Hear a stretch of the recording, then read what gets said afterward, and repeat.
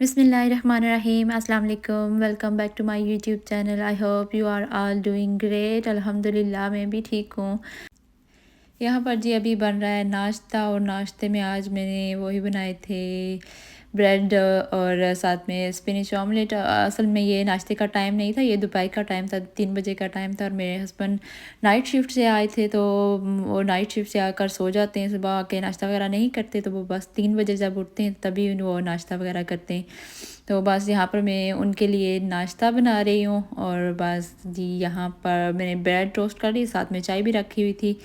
और जी फिर मैंने स्पिनिच ऑमलेट बना लिया। ये मेरे हस्बैंड का most most most favourite breakfast होता है, उनको बड़ा पसंद है ये वाला। तो बस जी वो कह रहे थे कि मैं टायर्ड फील कर रहा हूँ, तो मेरे लिए आज ये नाश्ता बनाना मुझे उन्होंने सुबह ही बता दिया था जब आए थे घर। तो जी यहाँ पर मैं नाश्ता बना रही हूँ, और यहाँ पर आपकी बहन पैन को ग्रीस करना ही भूल गई। मैं इस पर बटर वगैरह लगाती थी, लेकिन मैं भूल गई। मैंने सोचा शायद लगा दिया है, लेकिन जब मैंने ऑमलेट को फ्लिप किया तो देखा है इसकी शक्ल कैसी है। तो फिर मुझे याद आया कि ये इसे तो मैंने ग्रीस ही नहीं किया था। तो शुक्र है कि ये नॉन स्टिक पैन होने की वजह से नीचे नहीं लगा, वरना सारा ऑमलेट दूसरा अगर पैन होता तो उसके साथ चिपक ही जाता। तो जी यहाँ पर हमारा नाश्ता रेडी हो गया हस्बैंड के लिए, और फिर मैंने खुद यही खाया था। इस ऑमलेट ले लिया था, और साथ में जो फ़िश पकोड़े बनाए हुए थे वो मैंने खाए थे। तो बस यही मेरा यही नाश्ता प्लस लंच था। नाश्ता मैं सुबह कर चुकी थी बेटे के साथ, लेकिन अभी फिर मैं हस्बैंड के साथ खा रही थी, तो वही ऑमलेट उनके लिए बनाया था, थोड़ा सा मैंने अपने लिए ले लिया, और साथ पकोड़े ले लिए। बेटा इस वक्त सो रहा था, तो फिर मैंने और हस्बैंड ने बैठ के नाश्ता प्लस लंच किया। तो अब जी यहाँ पर मैं आज बना रही हूँ आलू के समोसे और चाट जो होती है वो। तो एक तरफ मैंने आलू छोटे छोटे कट करके रख दिए हैं जो मैंने चाट में डालने, और दूसरी तरफ मैं समोसों के लिए उनको बॉईल करने रख लिया है। और इधर जी मैं आज बनाने लगी हूँ डो। बड़े अरसे बाद बनाई थी, तो मुझे भूल ही गया था। तो है यहाँ पर मैंने नमक डाल दिया, अजवाइन डाल दिया, और साथ में 3 से 4 टेबल स्पून ऑयल के डाल दिए। और बस फिर इसको मिक्स कर लेना है आटे को अच्छी तरह से, और उसके बाद थोड़ा थोड़ा पानी ऐड करके हमने आटे को एक अच्छी सी डो रेडी कर लेनी है। ना ही बहुत सख्त हो ना ही बहुत सॉफ्ट हो, लेकिन मेरी डो में रख के गूंद के भूली गई थी, तो वो सॉफ्ट ही हो गई थी।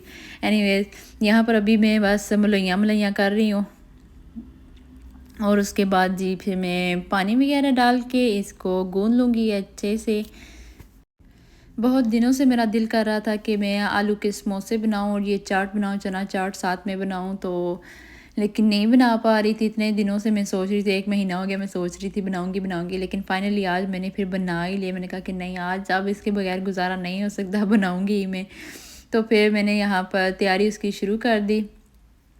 यहाँ पर मिल जाते हैं मिक्स वेजिटेबल समोसे मिल जाते हैं, मीट समोसे मिल जाते हैं, लेकिन जो घर पे बनाए हों उनका मज़ा ही कुछ और होता है। तो मेरे तो बड़े फेवरेट हैं आलू के समोसे। तो मैंने सोचा कि चलो जी आज मैं बना ही लेती हूँ। तो बस जी हमारी डो यहाँ पर होगी है रेडी, और उसके बाद डो को मैं गूंद के साइड पे रख दूँगी।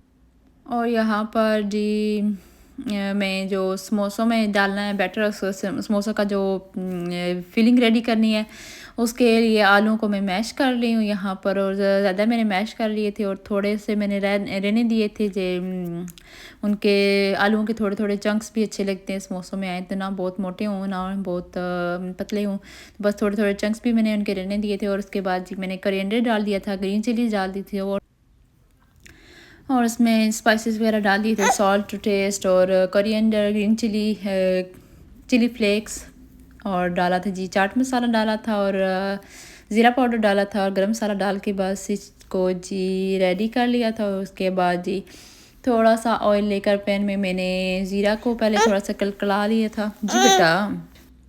इसके बाद जी फिर वही मिक्सचर जो मैंने आलूओं का रेडी किया था इसको डाल देना है पैन में, और इसको थोड़ी देर से के लिए कुक कर लेना है 3 से 4 मिनट के लिए। और बस जी हमारी फिलिंग हो जाएगी मज़ेदार सी रेडी।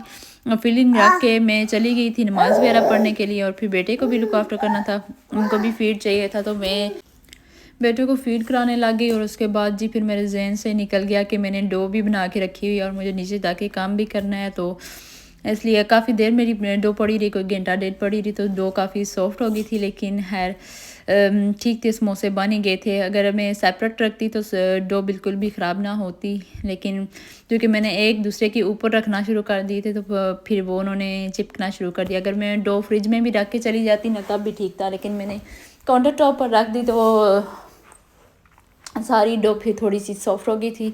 हर समोसे बड़े मज़े के बने थे। मैं ऐसी गलतियाँ करती रहती हूँ अक्सर अपनी वीडियो में, तो आप लोगों ने इग्नोर करना है। तो अभी मैं बात कर लेती हूँ जो मेरा आज का टॉपिक है कि नेगेटिविटी से कैसे डील किया जाए। हमारी ज़िंदगी में एक फेज़ ऐसा आता है कि हमें नेगेटिविटी से डील करना पड़ता है, और ऐसे नेगेटिविटी से कैसे, ऐसे जो नेगेटिव लोग होते हैं जो हर वक्त मनफी बातें करते रहते हैं, उनसे कैसे डील किया जाए। क्योंकि ये जो नेगेटिव लोग होते हैं जो खुद तो नेगेटिव होते ही हैं, लेकिन दूसरों के दिलो दिमाग में भी नेगेटिविटी ही डालते हैं। क्योंकि जब तक आप इनके साथ बैठे रहोगे वो उल्टी सीधी बातें करते रहेंगे, आपको बस आपका ध्यान ना नेगेटिव बातों की तरफ ही लेकर जाते हैं। ये नहीं कहते कि हम इस नेगेटिव टॉपिक को छोड़कर कोई अच्छी बात करें, कि जो बंदा हमारे पास बैठा है वो हमसे अच्छी बात सीखे।